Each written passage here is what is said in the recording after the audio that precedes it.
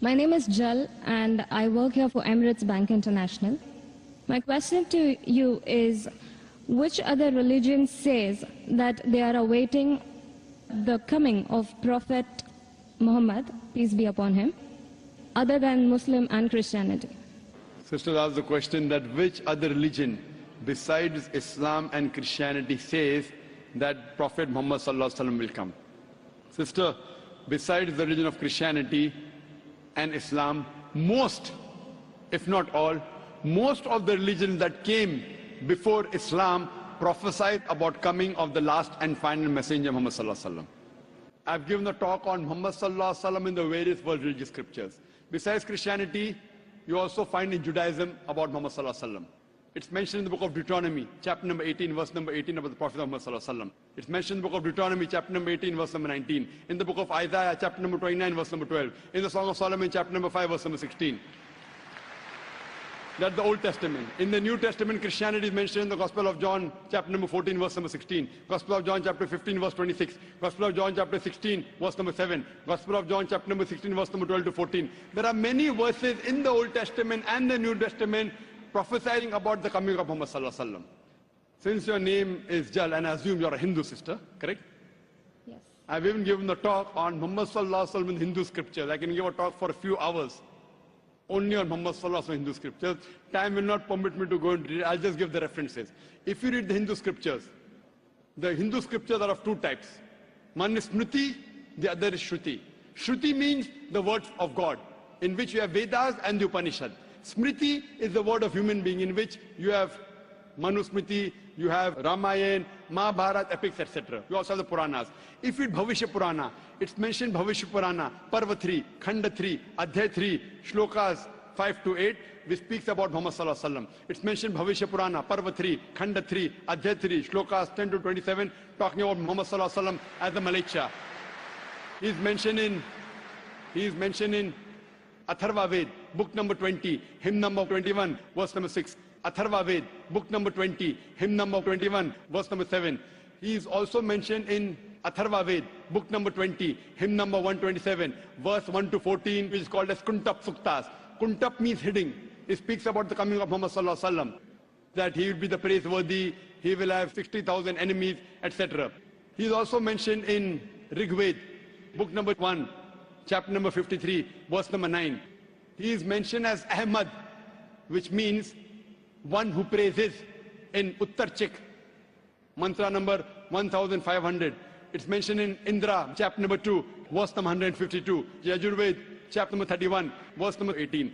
He's also mentioned in Atharva Ved, book number 20, hymn number 126, verse number 1 to 14. He is called as Narashansa. Nar means man, person. Shansa means coming from Prashansa, praiseworthy. A man who's praiseworthy. If you translate Narashansa, man who's praiseworthy, into Arabic, it means Muhammad. He's prophesied as Muhammad in Rig Ved, book number 1, hymn number 13, verse number 3. In Rig Ved, book number 10, hymn number 64, verse number 3. He's mentioned Rig Ved, book number 2, hymn number 3, verse number 5. Rig Ved, book number 5, hymn number 5, verse number 2. He's also mentioned Yajurved, chapter number 20, verse 37. Yajurved, chapter number 21, verse number 31. I can go on and on and on, mentioning only the references of Muhammad mentioned in Hindu scriptures. Due to limitation of time, I will just touch on one prophecy a little bit in more detail. He's been prophesied as the Kalki Avatar. You know, when you read the Kalki Purana, book number 2, verse number 5, 7, 9, 11, 14, he's prophesied as the Kalki Avatar. And it's mentioned there that his father's name will be Vishnu Yas. Vishnu means God, Yas means servant, servant of God. If you translate to Arabic, it's Abdullah.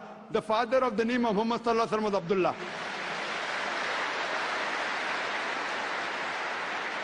His mother's name will be Sumati. Sumati means serenity, peaceful. If you translate Arabic, it means Amina. The name of the mother of Muhammad was Amina. It says he will be born in a city by the name Sambala. Sambala means a place of peace and serenity. That is Makkah. He'll be born in the house of the chief of the village of Sambala. He was born in the house of Quraysh. It says he will be born on the 12th. If you clap at every point, it will go on for hundreds of claps. MashaAllah. He'll be born on the 12th month of Madhav, that's the 12th Rabi Awwal. It says that he will be a teacher for the whole of humanity. And we know Muhammad Sallallahu Alaihi Wasallam was sent to the mercy of the whole of humanity. It says he'll get the first revelation in a cave known as Gare Hira.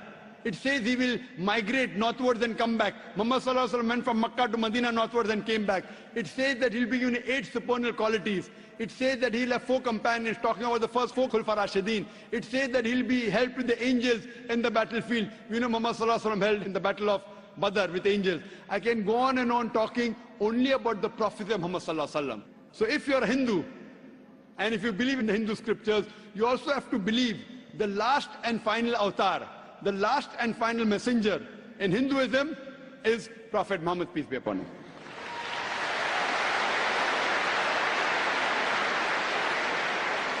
However, Doctor, according to Hinduism, the Kalki avatar is still being awaited. So are you, is it that If you have we are not- just not aware about it? You said the Kalki avatar is yet awaited. If you have not recognized the Kalki avatar, you are to blame, not me. I have given you so many similarities. Now you have to disprove it. You say, my scripture says Vishnu Yas, father's name. Prophet Muhammad Sallallahu Alaihi Wasallam, father's name was not Vishnu Yas. You have to disprove me. Now this has been done by Pandits of Hinduism. Hindu scholars have also written this. Now the Hindu scholars are preventing the truth from you. They are hiding the truth from you. You as a logical girl, as an intelligent girl who's working in a high post, it's your duty to realize that if your priests are hiding the truth from you, we can have a debate with your priest. You can call the doctors of divinity. You know, I have had dialogues with Pandits. You know, one of the very famous is Sri Ravi Shankar. He never disagreed. He agreed. He agreed with what I said about oneness of Almighty God, has got no images. He believed in Prophet Muhammad Sallallahu Alaihi Wasallam. He did not accept that's a different thing because he will lose his following. Therefore, sister, do you have a following? So you have no fear to lose the following. So when I've given you so many references with giving quotations, I'm not pulling a fast one. You can very well go and check and verify. But after you verify, do you accept in the last and final messenger? Do you? Yes. So do you believe in Prophet Muhammad, peace be Yes. upon him? MashaAllah.